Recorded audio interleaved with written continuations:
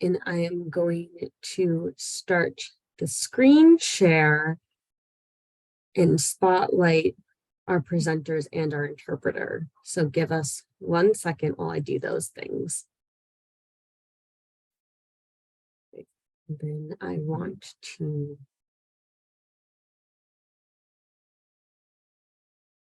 spotlight.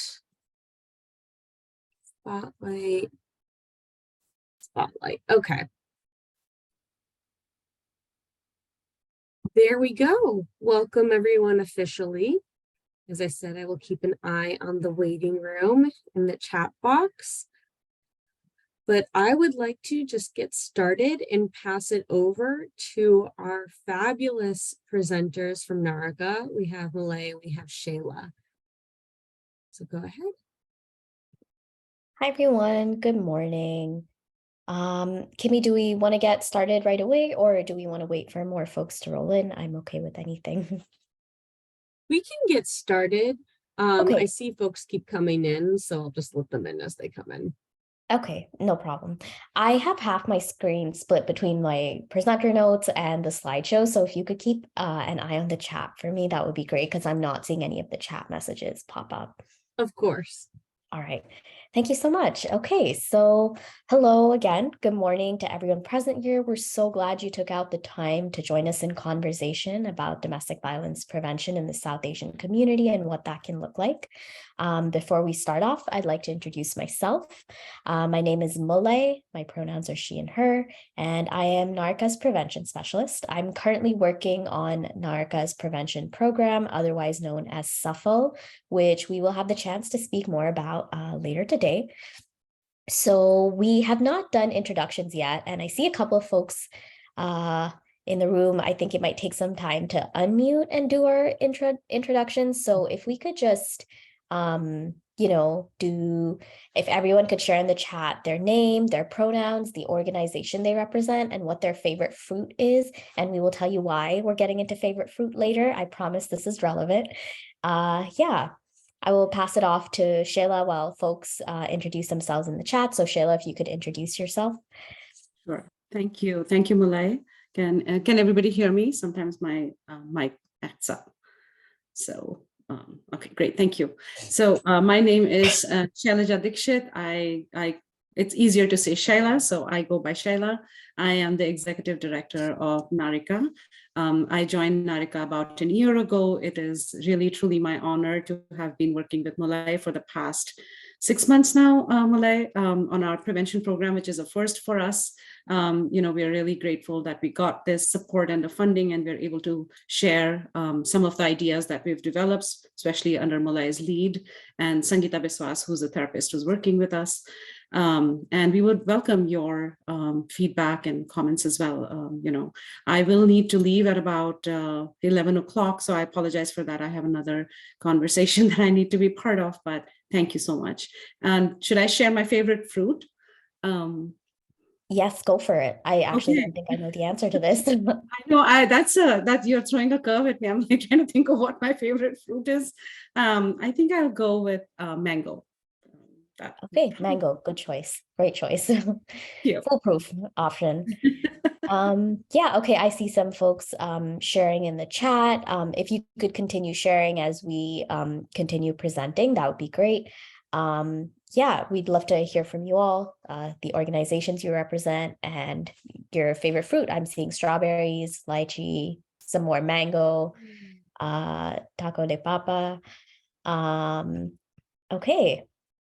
All right, some great choices in here.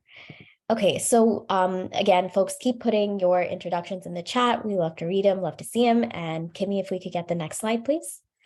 Okay, perfect. So Narika is a culturally responsive domestic violence intervention support and prevention organization based out of Fremont in the Bay Area. We provide a number of services to survivors tailored to, but not limited to, those of South Asian descent. And I will pass it off to Shailaja briefly to talk about how our work is culturally responsive and a brief overview of the intervention services we provide. Thank you. Thank you so much. So I think Narika, in its essence, the way our organization was born from the need seen by 4 immigrant women who kind of looked around the community about 31 years ago and said, we don't have anything that really responds to the needs that are being seen amongst women from the South Asian community when they're experiencing violence or, any kind of trouble, especially domestic violence. So Narika kind of was born from that very need of having a culturally responsive service. And 31 years later, I'm almost sad to say we still exist. I wish we could put ourselves out of business, but so far, it's been I started as a volunteer actually almost 14 years ago with Narika. And, I've just seen this steady need for these services. And oftentimes our conversation would be, what is culturally responsive? So I really want to preface anything we do today by saying, we completely recognize that culture is not static. It's not dynamic. It's not the same for every person. Just because we are saying we're serving South Asian community doesn't mean we understand or that we assume what any person walking in who might identify or might belong to the South Asian community, that we assume what they need. So it is still being very much survivor centered in our intervention services, very much honoring, what somebody's individual needs are, but also saying that, by dint of perhaps, who we are and the cultural context that we have grown up in or that we understand, we are able to provide more to some folks. We may be able to provide services in a way that feels like they belong, or they're being heard, or they feel supported, or they feel like, their community is with them, which is really important in a community which is largely immigrant. We have first generation and second generation population, but there is a large element of disorientation, there's disconnect, there is unfamiliarity with systems, there are linguistic barriers that we are dealing with. There's an approach to life that might be collective. There's an influence by the larger family that is not always understood by all the systems that might be not from a collective culture. There's the influence of the in-laws. There is the immigration aspect of the abuse. So there's just so much that goes into this, the way the services are offered. So I think I just want to say that the dynamics of oppression, of course, remain the same. If we look at how domestic violence happens, we are talking about isolation, we're talking about coercive control that is, exerted by one partner or the other. But how it plays out and how somebody feels comfortable receiving services, that is largely influenced by culture, and that's where we are stepping in. So, our services include a confidential helpline. I will say here that one of the things I always like to point out is that we know culturally we are not trusting of systems, and nobody wants to call an 800 number. So our 800 number largely travels by word of mouth, by one survivor telling another survivor. Therefore, that trust in the community is so important, because nobody is thinking, an immigrant's not thinking, I'm going to call up an 800 number and express what my needs are, if it's not something that is trusted or has been, a friend or a family says that, yes, that's what, I've used. So oftentimes we are seeing that dynamic of word of mouth that we honor. Many times a friend will call first before the survivor will call. So we offer case management systems, we have support groups, we have mental health support services where we are trying to give referrals to bilingual therapists who understand the context. We also have economic empowerment, which is a very big thing, because financial abuse just travels so much with domestic violence. And now we are about to open our housing program, which we're very excited about.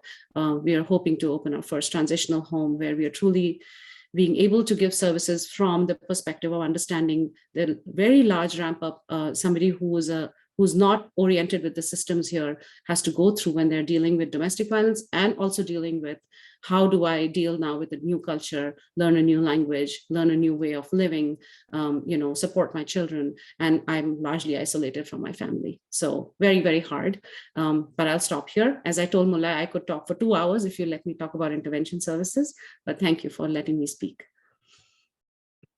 Of course, thank you, Shaila, so much for sharing about Narika's intervention work. And again, you can always get in touch with us if you have more questions about that. We're always happy to talk. And yeah, to get into prevention services, so Narika has one prevention program at the moment we are hoping one day maybe we can grow and have multiple prevention programs. But the one that we're working on right now is called S.A.P.H.A.L, which expands to South Asian Parents and Caregivers Heal and Learn. And the idea behind this prevention program was we really wanted to go beyond the idea of just talking about how can we prevent domestic violence and explore what the ways in which we could create healthy relationships are and what are all the different components that go into building a healthy relationship. And the focus of the program is with South Asian parents, a lot of first-generation immigrants, and we live in multi-generational households. So we want to be able to engage multiple generations in the conversation, but primarily this program focuses on those giving care in South Asian households because we see youth being able to go into school and access services where they get to talk about dating and healthy relationships and what that could look like in their lives, but they often bring that back home and their families may not have the right tools or really never had the opportunity to be equipped with the right tools to be able to engage their youth and children in these conversations about healthy relationships. So it's really expanding the safe space that we're creating for our youth and including our parents, our grandparents, our aunts, our uncles, and everybody that's a part of the community in the conversation on healthy relationships. So yeah, I will definitely have a lot more to say about S.A.P.H.A.L as we move further into the presentation, but that's my not so brief overview. Yeah. Does anyone have any questions so far? Anything I can answer for you? Okay, sounds good. Kimmy, can we get the next slide, please? Yes, and I am just seeing more fruits in the chat right now, so no questions, just really Lots making me of hungry. good stuff. Yeah. Okay. Someone finally said cantaloupe, by the way, which is amazing. I was debating cantaloupe. Anyway, continue. Yeah. No, I saw some interesting ones in there, so some new fruits to try. Okay, so, lately, not just within the DV sphere, but also other areas, we see the idea of culturally responsive work becoming more prevalent, whether that's in education or the medical field, the corporate sector. This is all great. There are so many ways we can look into diversity, equity, and inclusion, and there's so many different ways they manifest in all these different sectors of work that we do. But within the prevention world, and as a prevention advocate, I want to pose the question to you. What does it mean to be culturally responsive to you? And how do we strengthen our connection to DV prevention by being culturally responsive?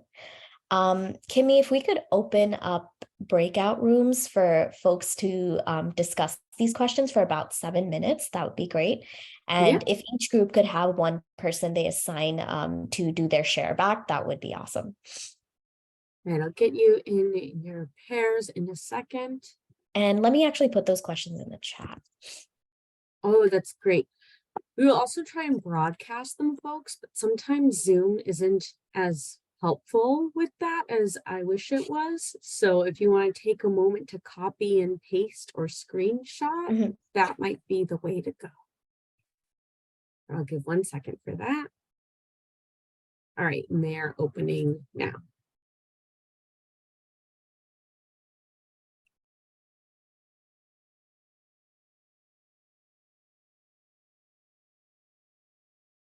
So folks can click join.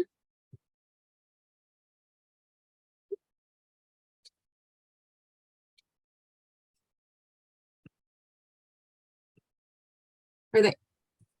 There we go. My apologies.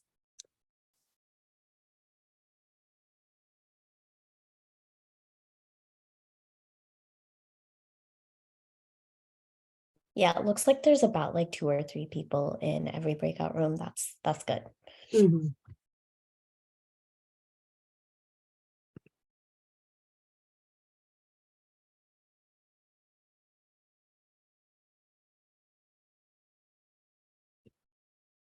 I will pause. So recording has resumed. All right, and folks will have 60 seconds. Yeah, no, that was my question. Like I always get the 60-second warning, and I know like when you close a breakout room from the outside, does that mean you come back in immediately or you get that like the 60-second timer, but good to know. Everyone gets the 60-second timer whenever you do close a breakout room. You can't, I don't think you can make it less. Yeah. Which is like nice because then people aren't just like jutted out. Well, this is how I can tell they're having good discussions. They're all still okay. Now we have some coming back.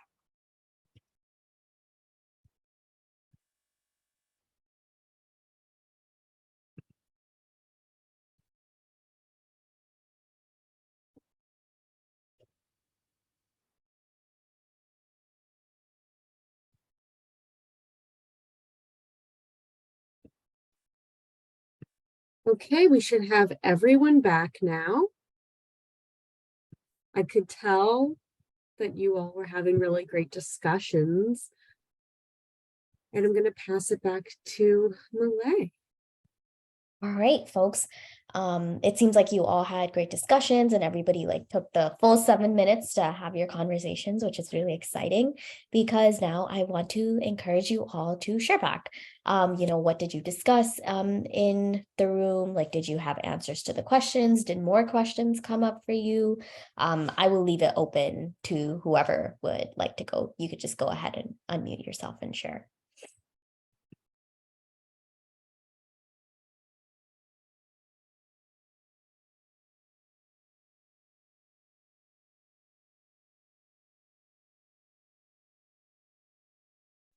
I can share. So I believe the person I was speaking with, her name was Rosie, and we were talking about, well, the first question really started off by just saying like how we want to, well, how I try to go into the classrooms and give examples that are more like specific to different cultures and not just going with like the majority example that and like and going into a room just already understanding like that there are different experiences and cultures that I'm walking into, and so how can I make the presentation more versatile and adapted for those people.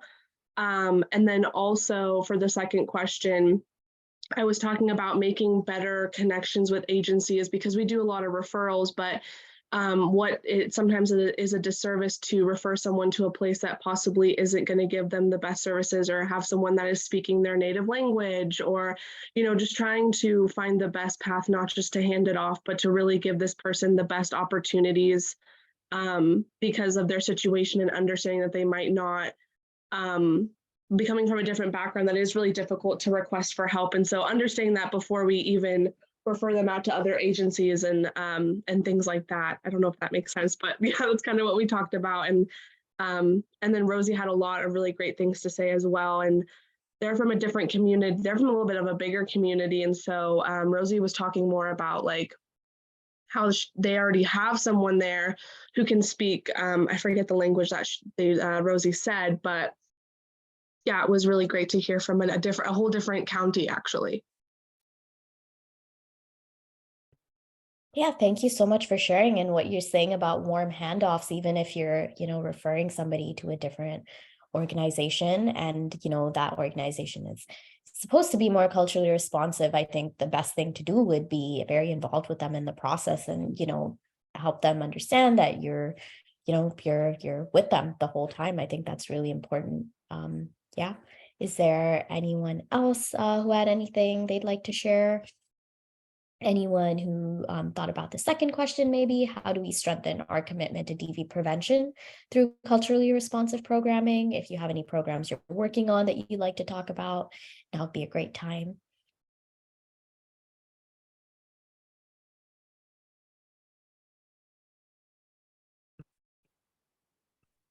I can speak. Sorry, I'm a little sick, but my name is Margaret. And something that me and my partner discussed is that through DV prevention kind of just ties into the first question, but being culturally responsive and acknowledging that we do come from different backgrounds, and with that does come with a lot of stereotypes, and how in some cultures some parents, or we were talking about like husband and wife, fill certain gender roles with it, especially if they immigrated to the US, and that's kind of ingrained in their culture, and they have their children kind of questioning like they're learning in school that this type of violence can be wrong. But with the parents, it's like, oh, we kind of grew up with this happening in our household. So if we're targeting or using programs in a way that is helping a family as a whole, maybe we can do it in a way that acknowledges those stereotypes and yeah, just taking the children and like the parents and looking at it that way. Thank you for sharing. That can be such a big one when we're working with diverse communities. I think like a lot of times it's easy for us to sort of revert to stereotypes or like these generalized understandings of how we think certain communities operate. But yeah, getting to really like know a community and understand them is and like debunking those stereotypes and really going into addressing what the root cause of a certain behavior or problem is. That can be so powerful, especially within DV prevention work. So thank you so much for sharing, Margaret. Yeah, I think we could do one more share back if anyone has anything they'd like to share.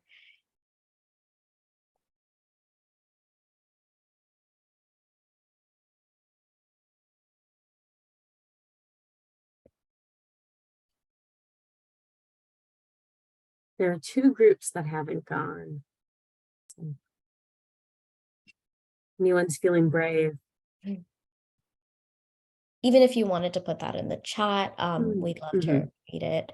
But yeah, no worries. If not, we can continue. And if anyone has anything that they feel like contributing, please feel free to unmute yourself and contribute your thoughts. Love to hear them. Okay, so Kimmy, could we get the next slide, please? Okay, so I actually once read in a CPEDV newsletter that culture is not neutral, and that really, really stuck with me because I think this is a great way to address the importance of culturally responsive work. Being culturally responsive means that we are in fact different, and that means we have different needs. And acknowledging all these different needs really allow us to tailor our services to what the community needs or the communities that we work with need. And it really allows us to explore how these different concepts and ideas might manifest in different cultural backgrounds. And to Margaret's point, you know, when she talked about gender stereotypes can vary greatly from one culture to another, and really getting to know each of these cultures or the people that we're working with allow us to understand how stereotypes have manifested for them and what that has looked like when it comes to DV prevention for those folks. So, and, you know, even though we're talking about how these different issues arise in these different cultural backgrounds, we also need to acknowledge that the answer to how we can address these issues often lies within our own understandings of our own cultures and our own values and within these communities. And yeah, so true cultural responsiveness also engages multiple generations in the conversation about prevention. This also means we explore different subcultures that do arise that could include addressing topics like biculturalism, cultural frozenness, cultural assimilation, because even when we're working with different generations of folks within the same cultures, problems and issues that they face could look really, really different. If we have a first generation immigrant, maybe they have struggled with like having to assimilate into the majority culture. And then we're talking about the second generation and they're, you know, really balancing their, you know, their native cultures and the culture that they have to assimilate to in this majority country. And you're really living amongst two cultures and you're moving back and forth between them and you feel like you have these different identities. There's just so many layers to these experiences, and engaging these different conversations, engaging these different generations in the DV prevention conversation makes it that much more meaningful. And last but not the least, there's so much power in representation. I think we all know this and we all feel this, and we've all had moments where we felt like we were very seen in the programs that, you know, somebody may have developed for our communities and our cultures. And seeing yourself in your community represented in a way that holds compassion for your lived experiences while also empowering you to envision what a brighter future could look like is really, truly such a powerful experience. And that's why so much of the culturally responsive work that we're doing as DV organizations is so, so important. Yeah, that was a whole lot of words from me. Is anything coming up for anybody that they would like to share? anything that's not on the slide about why culturally responsive programming matters.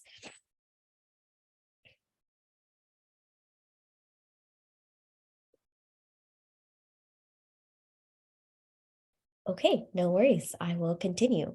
Kimmy, next slide, please.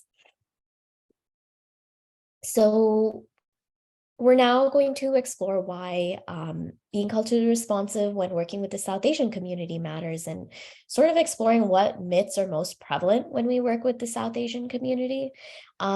This is twofold, really. The South Asian community is often assumed to be a monolith and the model minority, which are two ideas that get in the way of being able to effectively work with the South Asian community.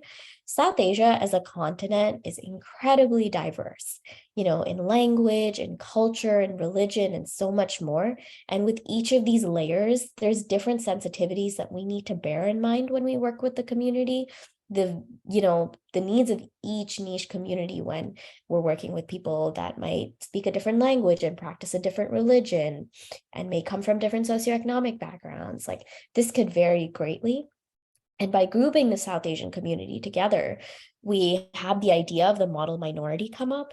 And the model minority refers to the idea that because a certain community has achieved professional or academic success, they form the perfect or ideal community. The idea is generalized to the entire community. And this can create a lot of performance anxiety, a lot of spotlight anxiety, and feeling like there's really this perfect South Asian ideal that you need to achieve, which can be incredibly difficult to actually achieve. And we can see the connection between this and mental health issues, which often end up being unaddressed, which in turn leads to a bunch of other issues. So yeah, is anything coming up for anybody? Do you relate to the ideas of like the model minority or being grouped as a monolith when working with the communities that you serve? Is this something you're familiar with? Would anybody like to share? Even in the chat is okay.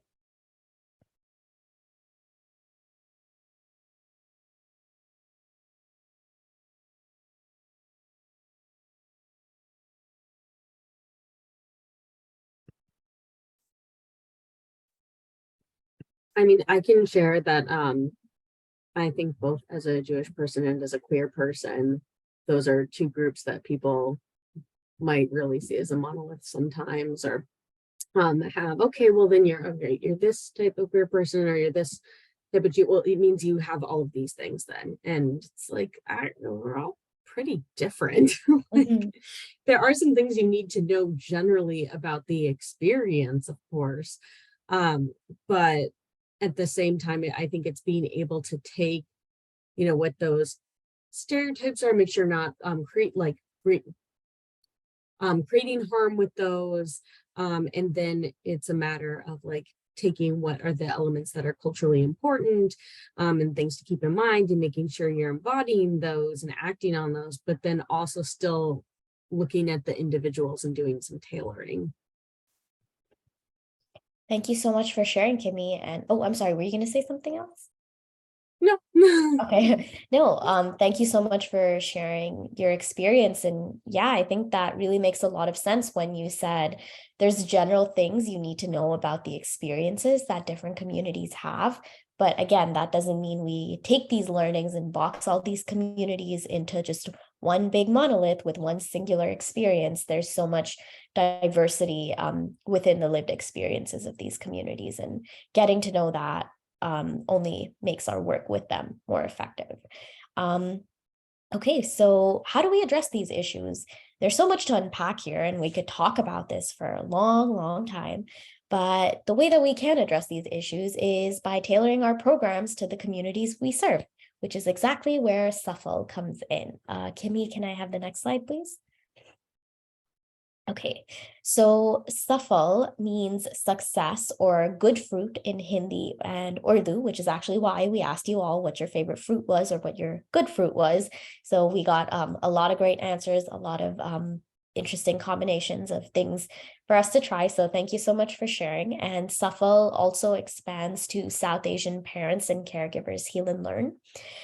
We developed this program with the hopes that we would be able to cater to the diverse needs of our community, addressing key issues that show up when we're having the conversation about DV prevention and building healthy relationships.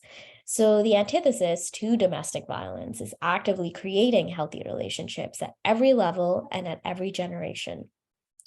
There's so many components and moving parts to having a healthy relationship, and we really hope to make this program as accessible as we could to parents and caregivers, because often what we see in the South Asian community is maybe grandparents are supporting with taking care of grandchildren, or if we're living in multi-generational homes, we often see aunts and uncles really involved in nieces and nephews' lives, or if you live in like tight-knit communities, you might be leaning on support from your neighbors and really close family friends. And we know that caregiving is really, it goes beyond just parent to child relationships, and there's so much nuance and so many layers to the nature of those relationships, and we really wanted to honor and acknowledge that in our program, which is why we were very intentional in adding the word caregiver there.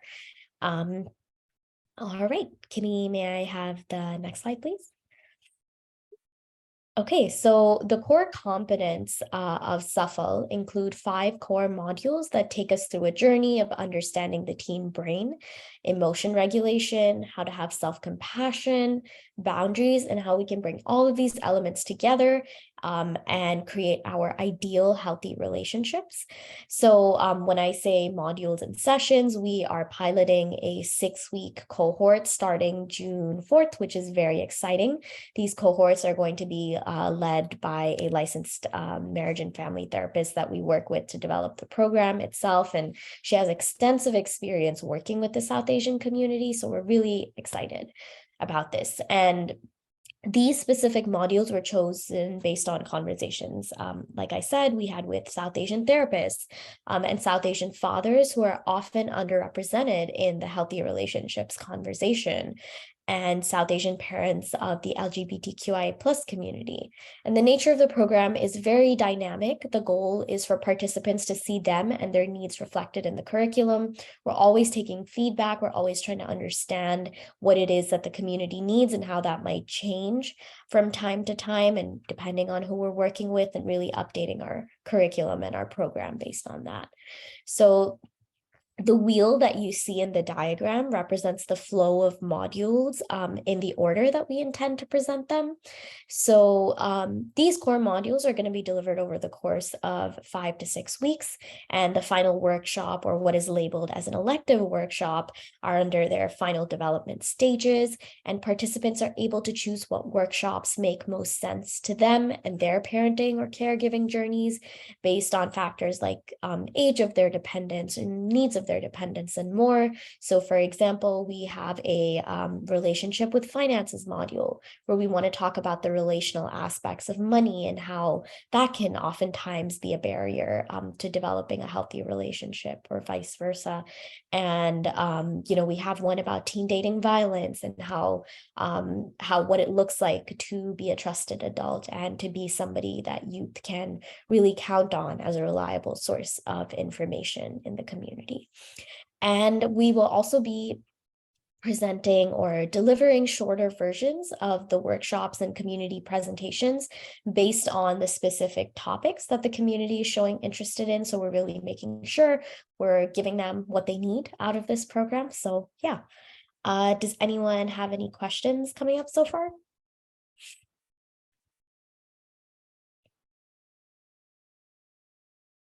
Or if anyone has anything you want to add, if it's resonating with you. Or any feedback you would like to share that is coming up already based on a lot of this content. We have only piloted to a few community members. So if there's something that you're seeing that's coming up for you, we would love to hear from you. I was just curious, so this is your pilot program, correct? Which you said will be on June 4th. So this is for parents only? Yeah, it's for parents and caregivers. And again, we acknowledge that caregiving can look really different based on what community, not even what community you're from, just like really your own context of how, you're, I guess, engaging with family and friends and stuff like that. So parents, and we've left it very open and called it caregiving. Okay, and then I was just curious as to how many people are attending each session. Yeah, no, we have a bunch of registrations that we're really pushing out right now. So yeah. Okay, thank you. We also have a question in the chat. The question is, are you using an evidence-based curriculum for this program? Yes, of course. Great question. I am so glad you asked. So what we've done for this program is we've taken multiple evidence-based practices that have been developed in a context that doesn't really bear culture in mind, and we've adapted it to what that could look like within the South Asian context. So for example, we've used the works of Mark Brackett, Dr. Mark Brackett, for our module on emotion regulation, and really asking participants to imagine like what different emotion words could look like in their cultural context and their linguistic context. So the broad answer is yes, it is an amalgamation of multiple evidence-based practices based on the module that we're using, just modified to fit the South Asian linguistic and cultural context. Does that, I hope that answers the question, or if you would like me to elaborate more, I'm happy to do that.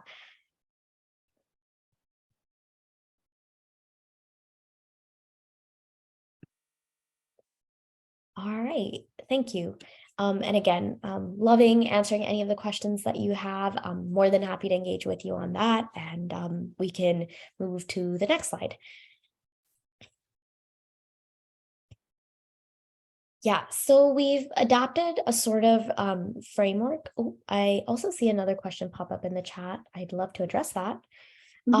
For now, the program is available to folks in the Bay Area. We're also looking into adapting a hybrid program, maybe adapting it to a hybrid program where we do have an in-person offering. We are partnering with the India Community Center based out of Milpitas for our first cohort. But just based on what participants are expressing, we might adapt it to be both in-person and virtual. We're just not 100% sure yet, but the only, I guess, limitation would be that it is for folks based out of the Bay Area. All right, no problem. So yeah, as I was saying, the framework that we're using for each of these sessions is that we want participants to be able to take these 4 things when they are coming for each of our sessions. So we have Bij, which also means seed, the core concept or module that each session will be based on forms the seed. We explore the ideas that we want to nurture in each session, and in our case, our 5 core modules form the seedling that we want to plant. So we're relying heavily on a lot of metaphors here. So yeah, and then the next thing that participants will be taking away is Sinj or water. And these are the tools that we use to nurture our seed or the seedling that we've planted.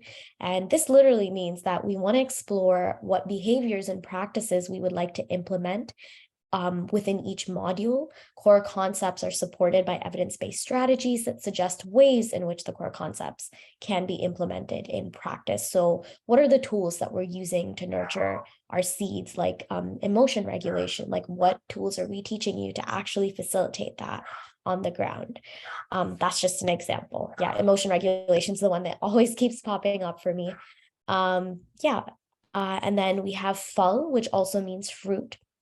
So when we grow our seeds with the right tools and we give it all the nurture and the love that it needs, we imagine what our hopeful outcomes could look like. So acknowledging that each participant may come from a different set of circumstances, we encourage individuals to imagine what their hopeful outcomes of learning, of their learnings would look like in their parenting or caregiving journey. So it's like we've planted the seed of learning how to assert boundaries, or how to get comfortable with emotion regulation or facilitating the process of emotion regulation.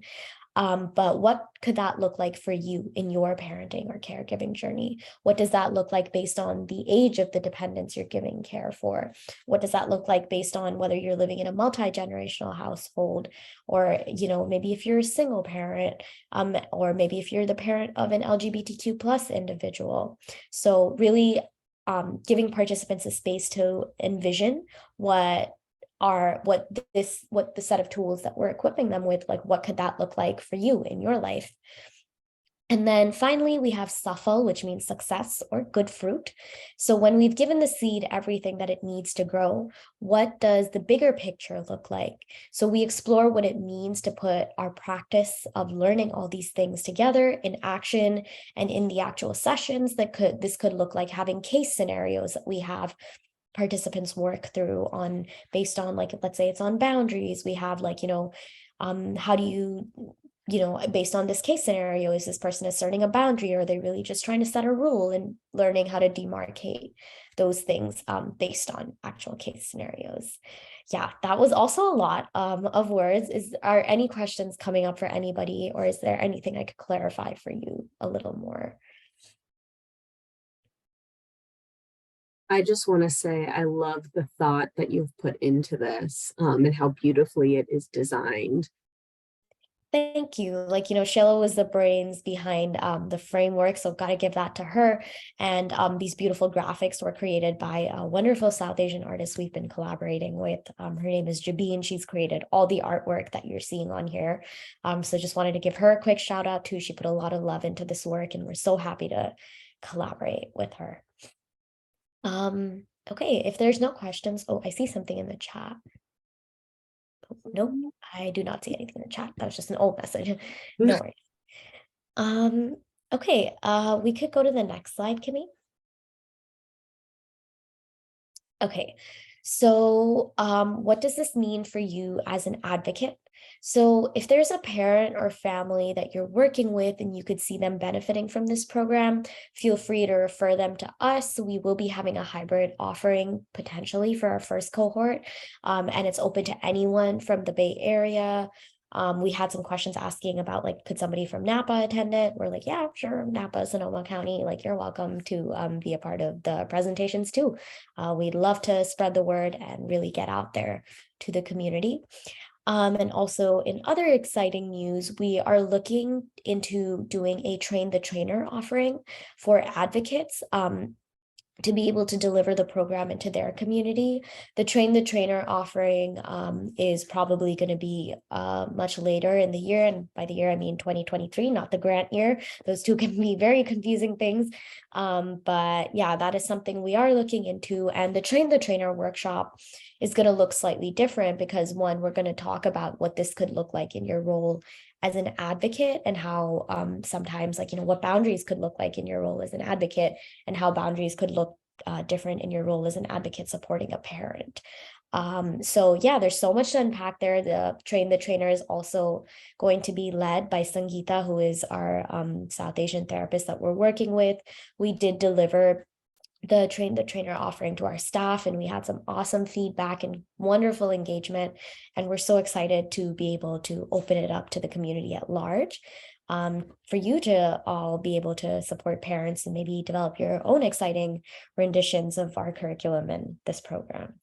So yeah, in addition to this, we're also going to be making our facilitators guide available in multiple languages towards the end of the year, hopefully, and that will also be available to access on our website. And yeah, so if the program interests you and this is something you would like to volunteer for, or you'd like to just learn more about, or even if you would just like to give us feedback or be a part of any of the development stages, we're so happy to collaborate with you and hear from as many folks as we can. If you've worked with parents and you've had experienced certain barriers or even things that have worked well for you, we're so happy to hear from you and work with you. And we'd love to credit you in supporting our work as well. So you can scan the QR codes, one for our June cohort sign up. And we also have a volunteer interest form that I'm going to put in the chat. I did put in there, but you can put it again. Okay. Oh, awesome. Thank you, Kimmy. I just see that you put it there. Yeah. Managing the chat window that one's always a little tricky. Yeah, okay, then that just brings us to our last slide.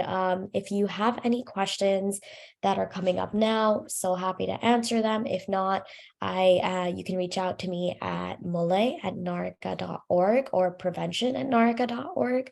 I am very, very happy to engage in conversation with you all on our program, or just answer any questions or take any feedback, as I've said. Super excited.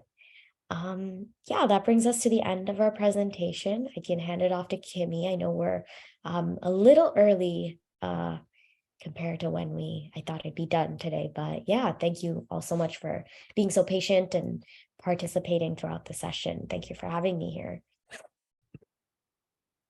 Thank you so much. It was really wonderful to hear more about the program and to have you be able to share that with folks. We always like to spotlight our fantastic programs that are going on. And as you said before, it's it's a culturally specific area that isn't typically reached. So you're really filling a gap and a need there. Any final questions for Mullai? If not, I can move on to a couple of announcements. And it's always good, by the way, Mullai, it's always nice to have a little bit of buffer time. So you did great.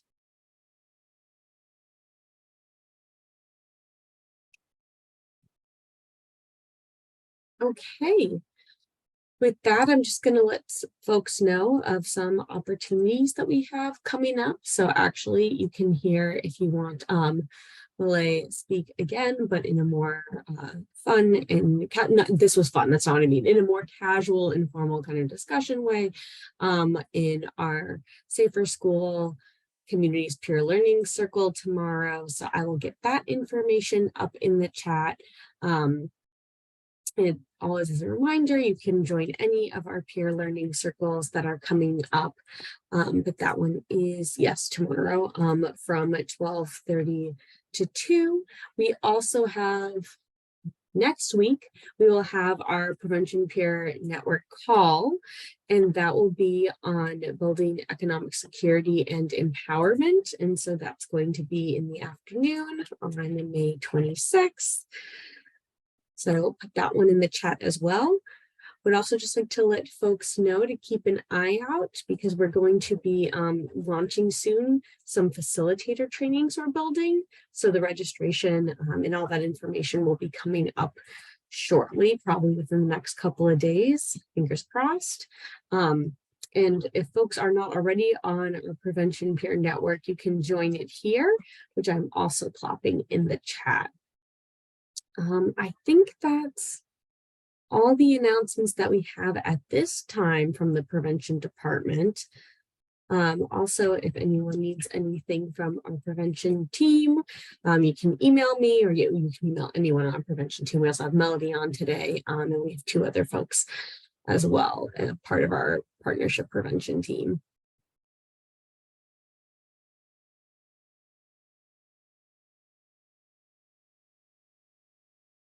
Okay, nothing heard, but I think everyone had some really nice discussions and learned a lot today. I'm going to stop the recording.